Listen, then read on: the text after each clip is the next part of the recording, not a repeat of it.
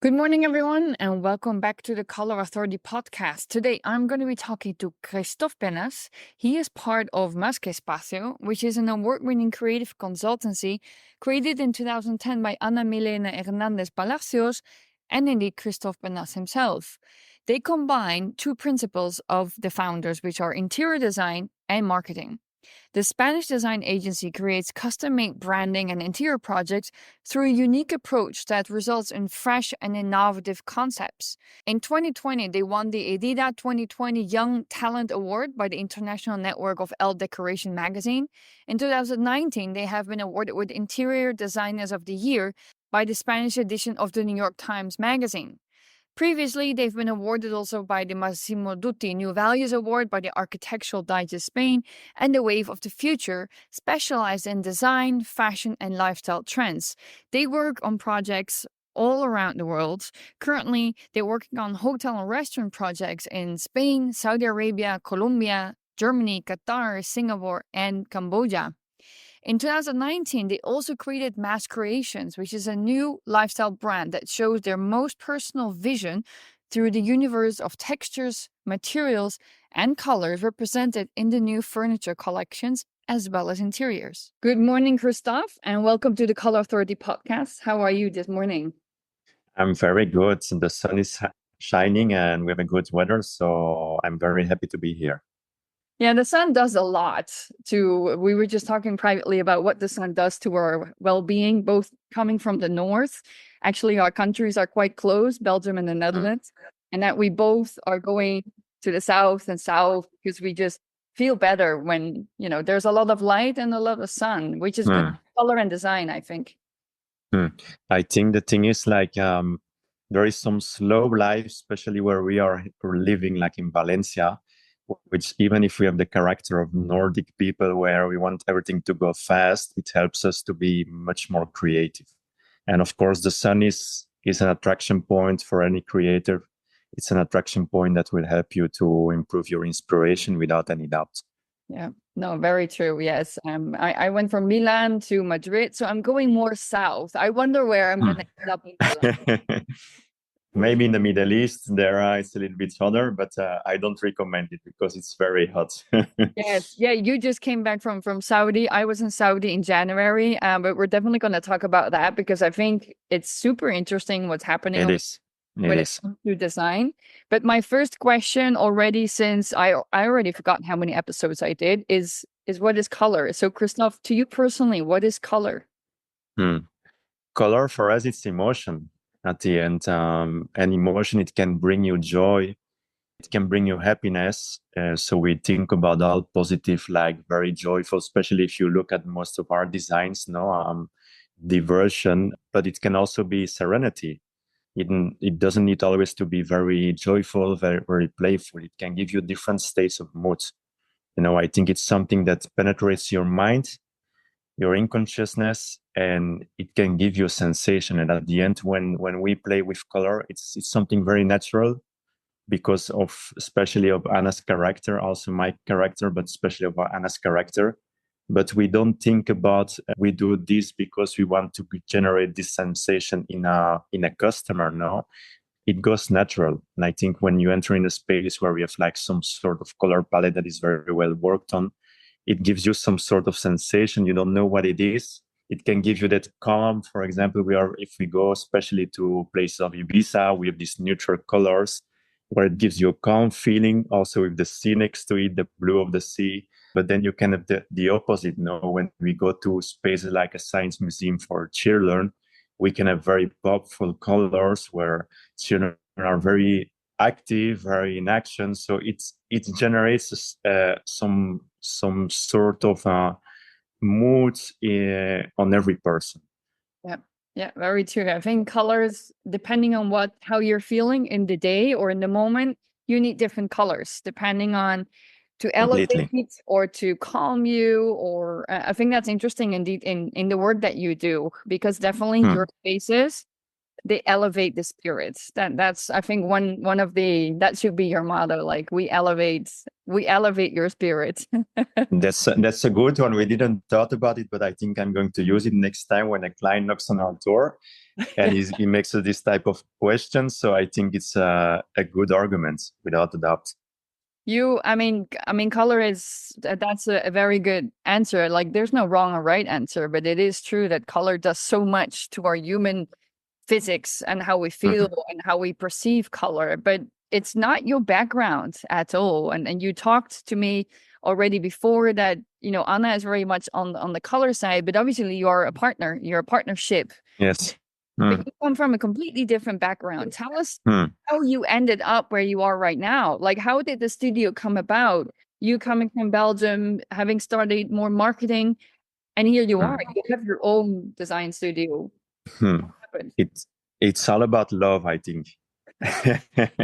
No, but it starts honestly because Anna, she was studying interior design, and I finished marketing in my country in Belgium. And then I moved to Spain, so I was studying Spanish, and I started to work in a very big company. I wasn't feeling very comfortable. She was finishing our studies, and when she finished, so we were in the middle of a financial crisis here in Spain, which was hitting Valencia very, very much. So this is 2007, 2008, and yeah, I said Anna was looking for a job. Again, I think it was all about love because I saw her projects and our projects from our student period. And I said, you're great. You're doing a great job. I think you have a lot of talent. So I said, why we should not start a studio together? That was like the first step, you know, but I said, look, we have a lot of competitors, design, especially interior design at that moment in Spain, especially it was very for the elite. So we had like 5, 6 very big studios, like with 20, 25 years of experience. We couldn't compete with them. So we said, like, we need to do something different. And we started to do a market studio. And we realized that there were a lot of designers that were just focused on having a typical, a specific style, but they were not focusing on the business model. So I said, like, from my background of studying marketing, I said, look, why we don't put the two together and we start to have an approach towards a project focusing on a strategy. Like when you go to a branding agency, they work with any type of business and they have a strategy for each business. So I said, like, why should we not put the two together and work as a branding agency? So when a client knocks on our door, we develop a strategy for that business. And it doesn't mean you cannot have your own style. You cannot work on innovation, but it's having like a clear view of like working with businesses. So I think that's where we started, and what of course we evolved during the years, but what made us also a success. And it's true that in the beginning, with like real workshops with the clients, like 2 hours of workshop, like really to work on the strategy, I was very involved in that part of the project at the beginning. But then with the years, Anna learned to do it on her own. So it's not that I'm still involved in that part. So she really involved too. Okay, I have this type of business. I need to study a concept for that business. So yeah, everything comes together. Yeah, it's interesting how, you know, it's one thing to design beautiful objects. I'm not saying that that's easy. That's obviously complicated, especially in a highly competitive market. But the other thing is indeed thinking about the brand strategy, which indeed obviously is also something that I need to do when I work with a client. I have to know about the branding strategy before I can adapt color to their products and their interiors. But it's interesting that made you completely different, obviously, in those years, especially in a like Spain. And that's what completely differentiated you, of course. Yeah, completely. And it's also true that we started a few years ago to do like own projects, like with other clients, and it's very hard. And now it's progressing in a good direction, but at the beginning it was very hard for Anna to say where to go, because she was so used to focusing on a strategy, and there was no strategy anymore. So it was just design whatever you want. So it was very hard for her to find to do it that way at the end. Yeah, it's like the other way around. Like she learned one way, and then suddenly, sometimes freedom is actually limiting even more than having a design brief or a Yes. marketing brief. Complete freedom. There's a lot of people that need it. I think they're more in the artist area, like, but some people freeze. Like they'll be like, Yeah. what do you mean complete freedom? What That's doing? That's completely true, and there is a funny thing because now we are like I said, we're more and more progressing on like own projects, products specifically collections, and she's completely free, but she's always like designing lamps, and I'm unaware because she wants to explore more artistic parts, and it's like, Anna, why you're still designing lamps? You know, no, it's because I'm used of working on an interior design project, on a strategy, on a function. So it's always thinking about a stool and a lamp, you know, like a table, a stool, a lamp. Well, that's her signature then. You know, that's why that's That's her true. stability. It's the stability Yes, to then do next step or to do different projects. completely. So yeah, I've seen that there's always a stool and there's always a lamp. I've seen that in your designs. But one of the other signatures, definitely in your case, is color. I think, except for some projects that we'll talk about in a while, where there was slight absence of color, I think color is one of your also part of your strategies behind your design. I know it comes to you naturally and it's an intuitive part of your design studio, but how do you make color work in your designs? Like what role does it play? Like I said, the first thing is we need to understand which type of business model we're working on, because we need to find a color palette for that type of business. So if you do something for example, in Saudi Arabia, where their generation is very young, if you do something for people of 20 around 20s, beginning of the 20s, 18, 19, go for something. And the business model is very based on trends, selling a product that is very trendy, then you go for something very poppy.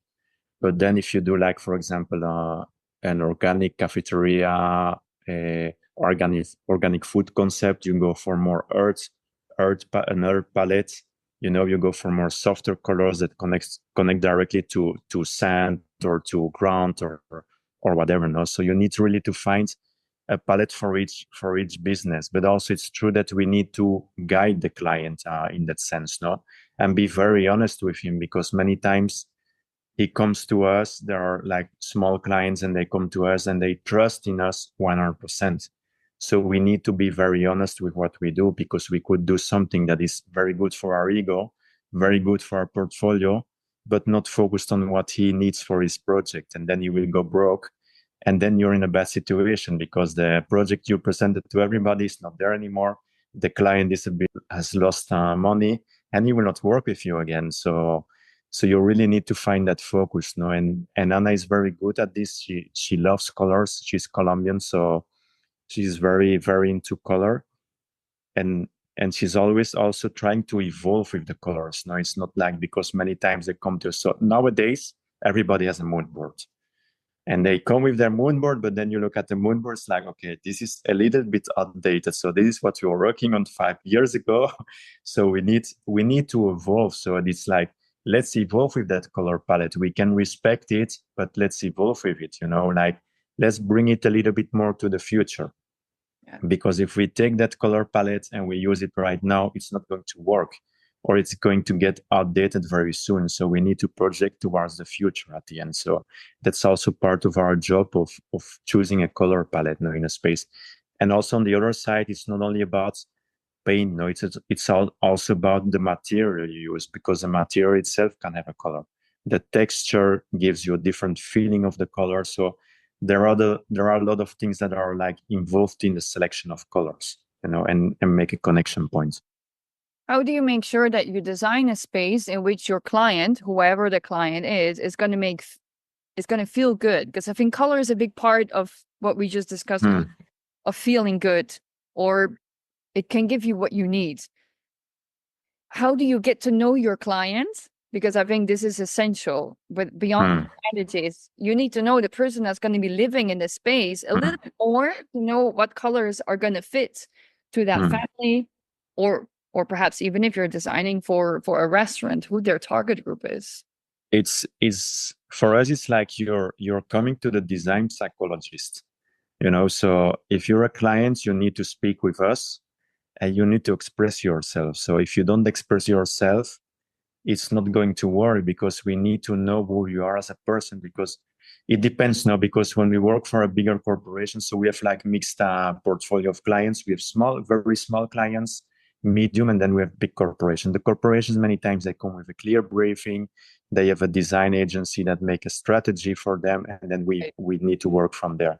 But most of the clients are smaller businesses, so they are very personal about their business. It's something very personal for them. So we need to know that person. If we don't know that person, it's not going to work. So it's about confidence. It's about speaking together, listening to the client. Many times they don't want to send us images. We say, no, send us images, please. We want your inspiration. We need to be in your head. So from there, if we have this, we make a design strategy. We show some mood boards, etc., or of the direction we can take, and then we develop the 3D. Even then, sometimes it can happen, and many times it happens with the colors, that I get a little bit scared about the color palette or whatever, and then we need to do some modifications, but we are happy to do them, because we are here to make it a success. But we need to know, and I wrote something about this on my Instagram yesterday about last project we did. Barcelona. Because yes, in Barcelona for Amico, the first project was rejected, and we had the option of saying, okay, we don't continue, or we continue. We said, look, there was a good feeling, there is a trust with the clients.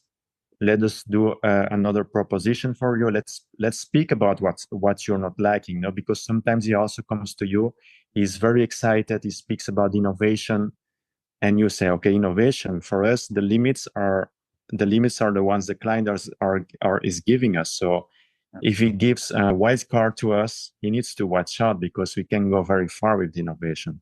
So he needs to put the limits. So in this case, he wanted to go to a very innovative direction. And then when he saw the proposal, he got scared. Scared is not the right word, no, but he said, oh, is this going to work for my business model? Yeah. We had a nice conversation. We spoke about it and said, don't worry. We have another idea, similar direction, that's completely different. Let's do another proposition, and let's go for it. And at the end, it's a success. And it's about psychology. You need to work with the client, and you need to don't get frustrated as a designer, no, because at the beginning, when you start, and the beginning as a designer, sometimes difficult, no, because it's like your creation, but you need to accept that I always say, like, we are the father and the mother, no, the uncle and the aunt, but you're the father and the mother, or the father or the mother, or whatever. Yeah. So you want to treat the little one very bad, but the client wants to treat him very well. He wants him to be, or her to be, well educated, no? So you need to find that balance working together. Yeah, that's true. And I think also what I find out, and also my projects, very often they can't tell you why they don't like it.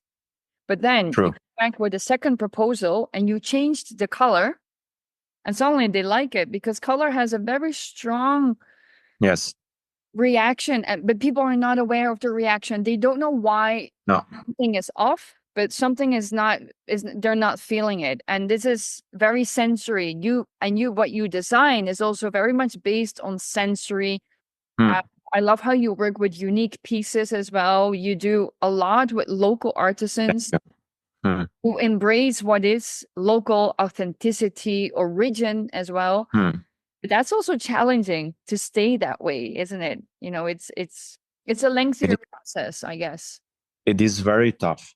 It is very tough, and in a global world, it's getting even tougher day by day. So to find innovation, I think as a designer, as a creative, you're always, if you want really to progress, and you're not in a moment that you say, okay, enough, I've done it and until here. If in a moment you want to continue to create and to evolve, you will always find new ideas to evolve with. But it's true that we are like very affected by global trends.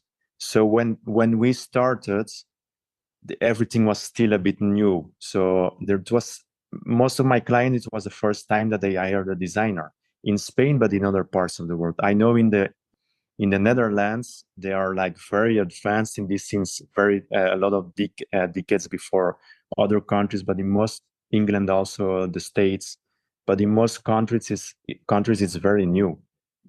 So we really need to, but so it was difficult to convince, in a sense, like do something innovative. It was very challenging, but now the problem is that design is everywhere.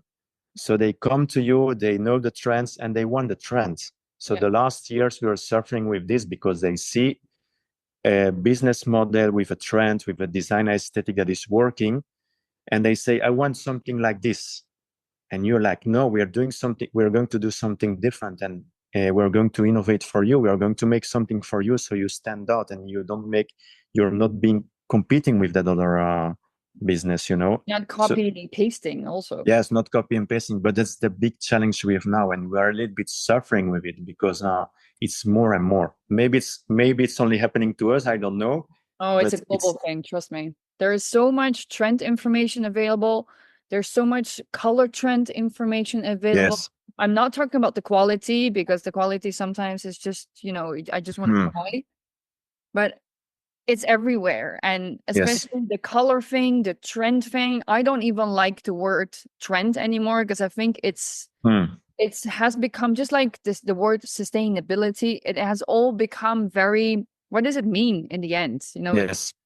And also you're designing in the end for people, and people, they like trends, but on the longer end, trends are going to end. That's the thing. That's the thing. No, and you go everywhere because we travel a lot. We have the luck to travel a lot for our work, and everywhere we see the same. Sometimes we've entered in a hotel seeing a copy paste exactly of parts of our designs, and so it's like, okay, what's happened? But in the middle of nowhere, So you say, okay. So it's great. In India, in the middle of nowhere, we went to a hotel and we saw the cafeteria, and it was like part of a design we did for a project in Valencia. We don't mind they copy us, so we don't have a problem. No, it means that you're inspirational. Yeah, but it's like you see like the arches trend is like the last year is very saturated, so we are part of this. But you see it everywhere. You go to Thailand, you go to Middle East, it's like everywhere you see like the same trends going on. Yeah, globalization not always is a good thing. It's good for information spread, to be well informed, but in the end, we're losing our origin, we're losing our heritage, which I think is something that's very important, and it's also something that you guys are really working with as well. I love what you did. I have here the latest Manera magazine, and I love what you did with your own studio. Thank you. Your own house studio. I mean, yes. Everything. I guess this was one of those projects where Anna and you had complete freedom, and then you now what we do. But it was interesting to see. I mean, how did this? It's very eye-catching, of course. But what is it like to live there? Because you obviously reflect both your personalities at home, because you're the ones living there. We didn't have complete freedom because something we always complain about with our clients is about the budget. But then we did our own project and we say we have less budget than our clients. So that was one of the limitations. But the thing here is that Anna had complete freedom. I trust 100% in her. I had some minor points on a functional level. My office also a little bit, because I wanted like a more minimalistic office, like with less things going around, with less decoration. But she created it from what she thought it should be, with minor functional details I wanted. The thing with the house is like it's a reflection of what we are as a studio, what we've been, and it's an evolution at the end. Like what we feel is that it's surrounded by many of because we have a specific style, but we touched different styles during the generation we've been working as a studio, like from the new Memphis, Art Deco. So the arches concept also, these are all coming together. In futurism is also part of it, all coming together in our space, in our design. But one of the other things which was very important is that we've always tried in our projects, if there is something beautiful in the interior, if we have a brick wall or whatever, try to maintain it. So we are not the ones of throwing down everything and starting again. So we really, if it's difficult to find this type of spaces, but if we feel the space has something charming or something that is part of the history of the space, we want to maintain it. So the same thing with it here. You can see it on the scene you see behind me. So we maintain it how it was because it's part of it's a farmhouse. So it's part of the farmhouse. So we wanted to maintain it, so this was very important. What was also important for us is especially, and as a designer, as interior designer, is to have big spaces, because for her, having big spaces, it's luxury. It's like, right? yes, yes, Mm. yes. It's like you have environment and everything, everything is open. We don't have, we have a door for the toilet, for the bathroom, but except open. of that, we don't have doors, because it's like an open space. Everything is open. And as a persons, we are very open. You come here, if you come here one day, we will show you the house, so it's not that it's like we don't have secrets. And for our team, even when we are traveling, our team can go up to our house, so we don't care, because so this spirit, I think it's part of the spirit, of the sensation. I've never thought about this until your question, but it's part of the sensation of the mood of the house, that everybody's welcome here. And that's the spirit, that's the mood of colors also, I think, in the house. Then with our specific things, like there is one thing very important, because many persons, they say, look, I love color, but I don't want to live in a house full of color because it will get me very tense. And me, from my side, so Anna is a very dynamic person. I'm a very calm person. I do a lot of meditation, so I'm very calm, but I don't feel overwhelmed by the colors. It's not getting a negative state on my mind, or so. For me, this theory, it's not working. At least for me personally, So this is something I'm experiencing in the house. That's one of the things. Also, it's important to have spaces where you can calm down. So like the bedroom for us, yeah, if you've seen, it's like a cocoon. So it's like really entering in a cocoon the whole time. And this really works well. Yep. It's, so it's like minor details that make you feel in another state of mind going through the house at the end. I mean, color generally, but because color is so personal, it's difficult to understand what color works for a person and what not. There's general rules. I mean, we all know red is adrenalinic. I mean, red in the bedroom because it's going to make you a little bit too excited, and sometimes it can even create feelings of anger, depending what type of red. But those are things that obviously, that's why a lot of people say I'm uncomfortable, but that's probably because somebody else picked the wrong color for that person for their home, or they had some nice experiences in certain restaurants, for example, that they were not comfortable because of the color. But it can be also just one color that they're not comfortable with. Yeah. No, and of course, it's true that we have a very light color palette, and I think a light color palette, we have some parts where it's a little bit darker, like the chair or something, but something specific, but it's true that it's very light the whole time. And also we take opportunity of daylight 100%. So one of the things you have realized Spaniards don't do, so they don't take opportunity of the daylight. They want everything very dark. And we don't understand this as a country where we don't have so much sun. Yeah. But it's true that we have to understand it. If you have the sun every day, but we want to take opportunity of this. So the light is very, as you can see, it's very bright the whole time, so very luminous. Ways to work that, you work with transparencies, but you still have curtains, so it comes through, which also reminds me very much of Luis Barragan, the way he worked with and yes. color.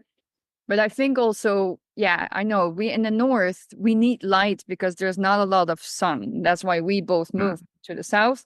I mean, Belgians are, however, not like the Dutch, which just have the full window living room. Yeah. And people I love this, by the way. looking inside. I always remind myself when I go with my partner who's Spanish, and we go to the Netherlands, he just stops and looks inside. And I'm like, it's not a look box. It's still people's. Yeah. I do this too sometimes. It's fun how, even though we're in Europe, it's completely different. And I think that's also why you and Anna, of course, make a great couple, as in, you know, the content, the vibrations, the colors, the food, the music, and then a little bit more that steadiness, the you know, both feet on the ground mentality from the north. How do you select your projects? Like, what values are important for you in a project? Because I can imagine you get a lot of projects that you sometimes are like, it's not for us. What is important for you in a project? A connection with the client, that's the first thing. If there is a good connection, we are happy to work. I think that's like the main part, like 90% is the connection, you know. And then of course, if there is a connection, it's because he's understanding something about what you're doing, or he's understanding something about design in general. I think that's the first thing. Then of course, he needs to, if he comes with like, I love what you do, but I want it to be a little bit more secure, etc., it's not the right way. But then the connection will not be there. So, and we don't mind. You can come with a coffee shop, takeaway coffee shop of 20 square meters. We don't mind, because we have a lot of people that are scared to knock on our door because they think we're going to be too expensive, you know. But if you have like something and you want to be very creative, we will be happy to work with you, and we will adjust, because at the end it's not the same to work for a small client that is going to trust 1% in you than working on a big business where you have more faces, etc. You have more involvement of the client, so also more complex. More complex. It's much more complex. You have a lot of teams involved. You need to do project management. So yeah, I think that's the main point. And it's not budget. Of course, you need a budget, you know, because and especially today, because this is one of the other hard parts of the actual economy. One of the struggles we have, it's the budget, because prices rise so high that if you don't have budget, we cannot do it only with creativity nowadays. When we started, we did a project for 10,000 euros in Spain. It was like 8 rooms. It's true that the structure was already there. It was a nice building, etc. But with 10,000 euros, we could do a project. You know, no longer. nowadays, you don't start a project if you have 10,000 euros, because it's not going to work. Not working with us, but neither working with another person, you know. So that's one of the things. Unfortunately, I have to say, this is one of the things you need. You don't need a big budget, but you need some budget. Yeah, you know, I totally get that. I mean, in the end, also people need to value the work that you put in, and also you're going to be dressing the space. I mean, yes, costs money. I mean, you can create everything from stuff that you find out on the streets. no, and I know there are designers, and admire it, because you have some designers that work this way. Only a few ones in the world, I think, do it in a great way. Yeah. And sometimes you see this type of projects and you say like, this is great. You know, they didn't spend money, but it's not our quality. We are not specialized in this type of projects, so we're not able to do it. So simple as that. It's not what you do. It's not. No. Especially because of the color, and also because of the CMF. You have a different brand as well. You have Masquespacio. Truly a dream for CMF designers, also like myself. Tell us a little bit more about that additional brand that you created in objects, but also the selection of materials, the textures, because it's all about that. Masquespacio, we started because we've always been in love with furniture, decoration in general, I think. And so we started to work on some products for other brands. We also did at the very beginning, we did some consulting for other brands in Valencia, for furniture brands. And from there, we start to have a love for furniture, decoration in general. And we always said, like, let's one day start our own brand, you know, so we can give our own vision. We can create our own products without any limits, you know, like just creating what we like and selling it on the market, you know. So it started from there. It started very organically. At the beginning, we started to work with local producers. But we had a lot of struggles doing it, you know, because it takes a lot of time, and our designs are not easy. So I need to be honest with everybody. our designs are not easy. Ana will always say with her positive minds from Colombia, this is easy to execute, but it's very difficult. So we mix materials, we have different forms. It's not standard. So you go to an artisan, he needs to develop that piece, and it can take a year and a half. Yeah. So for us, that's a nightmare. And then when you receive it, it's too late for you. So because you're already thinking of something different. So it started from there. We started to produce some collections, and then we evolved to having our own ceramic workshop in-house. So we always worked a lot with ceramics, with local artisans. We still do it. We still work with them. Valencia is perfect. So the Mediterranean, the coast side is all about ceramics. So it gives you the opportunity to work with color. So we decided one day, after working a lot with artisans, to do it by ourselves inside, because it gives us the opportunity. Basically, when Ana is not working on a project, like right now, she is 100% in the workshop, and she's every day something new is coming out. So and we love ceramics because of our experience working with it, about the application of color, which is very easy, but also because it's a natural material. So we're speaking about sustainability. Of course, if we take something from the ground, we're never going to be 100% sustainable, but we're not working with chemics. So at the end, we can have a glazing where we need to, with some chemics, because it's one of the other things we want to change. But if you want a specific color, sometimes it's difficult, that they are very natural. So we are very transparent in our way of working now. So, but with clay, we can do anything, and we work with earth directly. So that's why we love it. And we can work with our hands, we can work with a 3D machine printer. So we have different options to work with. I think also it's very Spanish, of course, to work with ceramics, and especially the area where you are in. So I like that touch of heritage and original. Yes, it's very local, and that was also important, getting again to sustainability now. So we have at 5, I will not say 10, 15 kilometers, they are making the clay we use in our workshop. So it's very sustainable for us. And of course, price-wise, it's also material. It's available for us. It's not expensive, so it gives us a lot of opportunities. Yeah, that's great. You describe yourselves as rebellious, which I think very much comes forward when we look at your designs. You want to create, indeed, by hand, yourself, items that are not conform. But to keep doing this, to keep creating something that's unknown and that is different, is a challenge. How do you continue to be inspired? It's very exhausting. And I give some input on inspiration, but I live with the person that needs to be inspired the whole time. And you need to feed her constantly. Yeah, but she gets frustrated when something gets out and she sees it somewhere else. So it's very, very, especially with the ceramics, because at the beginning we were learning, so the beginning was very limited. But it's true, we find our way. Traveling helps us a lot. Before we were bloggers, so everything was blogs, etc. Captivating material, but not only design, also fashion, art, etc. We got a bit away from that, and now we are inspiration is travel. Reading also is very important. Know what you learn. Reading or even listening to a podcast, about history or whatever. What you can get from there can give you an inspiration, So, and now we are creating a Lotus lamp. So we have a little bit inspiration of we travel up to Asia because we love Asia.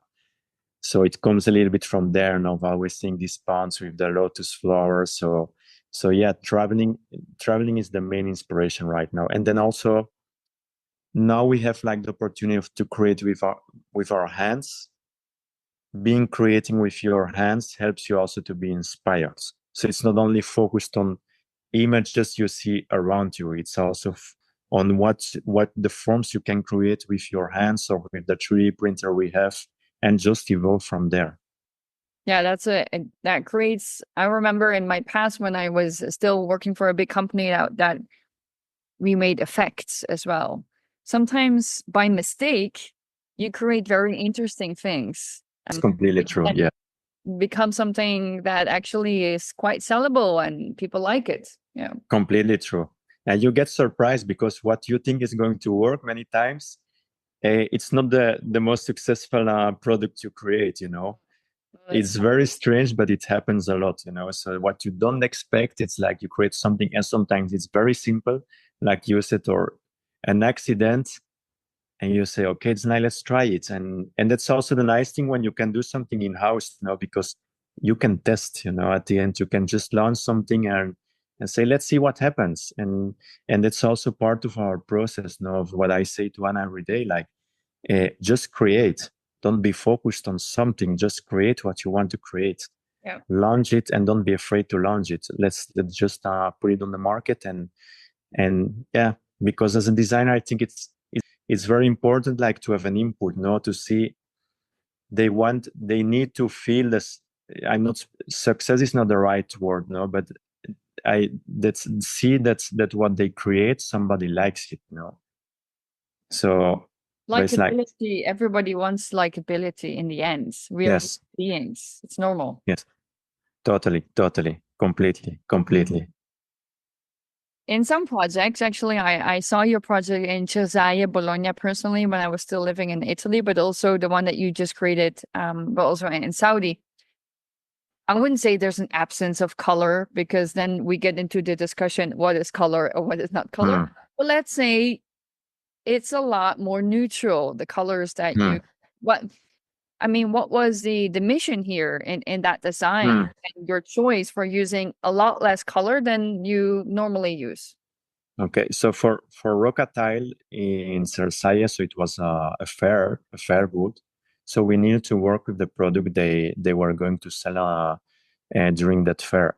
So basically we were limited to what was the collection. So we said and what we tried to do is like show how with these materials, even with that color palette, which was very neutral, how can we create anything you want, like just working with a tile, a bigger format in this case, but you can create a bench, you can create an arch, whatever you want to create. But yeah, we had to really respect the color palette because there were some colors in the options we had, but we were not so a big fan of them. So like a brownish, you know, typical, because it's a commercial brand, no, so they want to sell very commercial products. So the brownish finish we were not fan of. So these were like the range of colors. It's our steel colors, although it are very gray, and there was some green. It was mainly gray and green.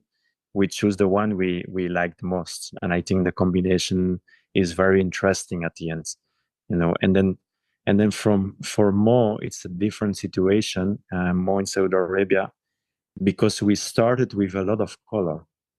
So at the beginning, and the client wanted really a lot of color, but then so it's a project that started just before pandemic, and then pandemic came, so we had 2 years of that it was stopped like completely. And then the client asked us for new options, and then he wanted to see an option much more minimalistic, let's say. So we reached a point where I said, look, I want it to be very clean. And what we did is we worked with lighting. So instead of applying the color on the furniture, on the coatings, etc., we play with lighting. So they have a very nice lighting, RGB lighting. So what they do, especially by night, is they play with the lighting. So you have the color effect, the moods. So they also, because they want the space to be a space for events. Okay. So it's a cafeteria, but they can turn it in event. They do a great job. They do all type of actions. So they can adapt it to the mood they need for that event specifically. Okay, interesting. Yeah. Yeah. I remember when I was in Saudi, of course, there's the lack of bright colors because of the deserts, the dust. At least Riyadh, of course, because in my experience, I didn't travel a lot, but with my client, it has a great variety in color and nature. But it's interesting how that also is beautiful to reflect that back into the interiors, because contact is very important, of course, with design as well.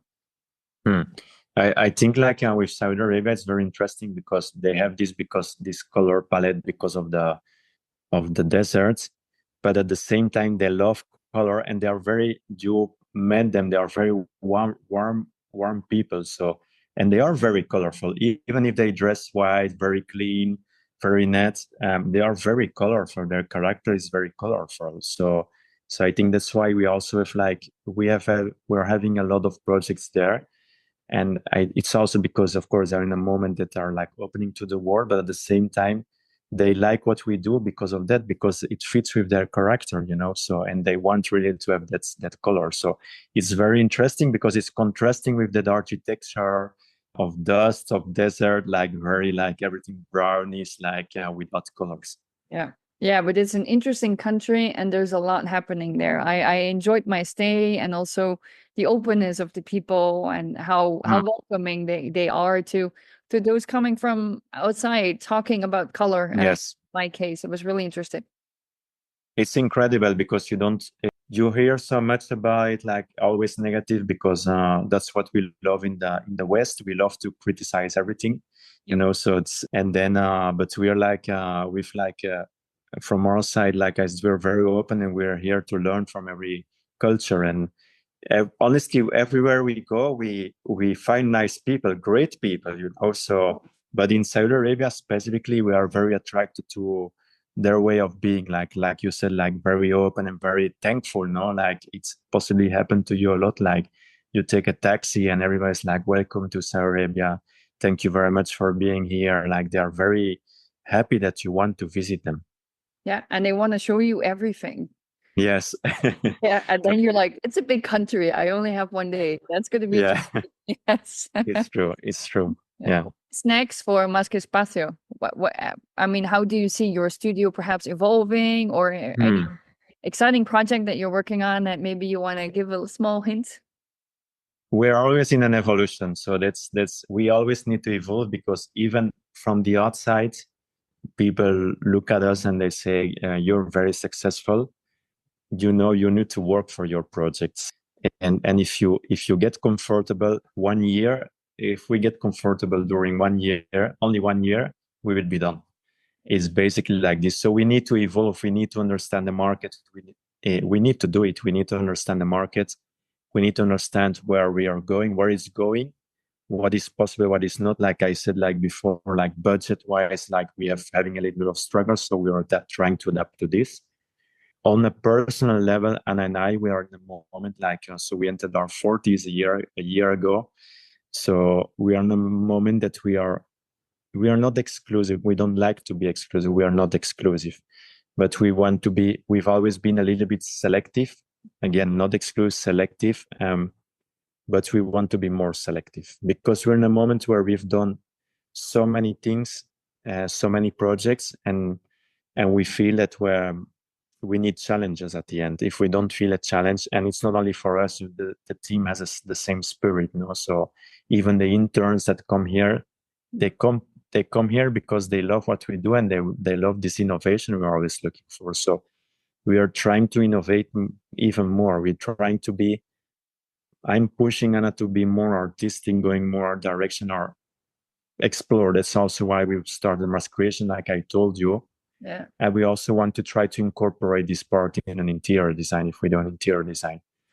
But that's one thing, and that's very important for us. Like right now, if I traduce it in projects, we're, for example, working on a project in Stockholm, also a hotel here, in a small hotel in Valencia, where we're incorporating ceramics we create in-house into the project. So that's like the next step we are exploring. Maybe we will find out it's not the correct direction, but at least what we are exploring now, because for two reasons, to find more authenticity.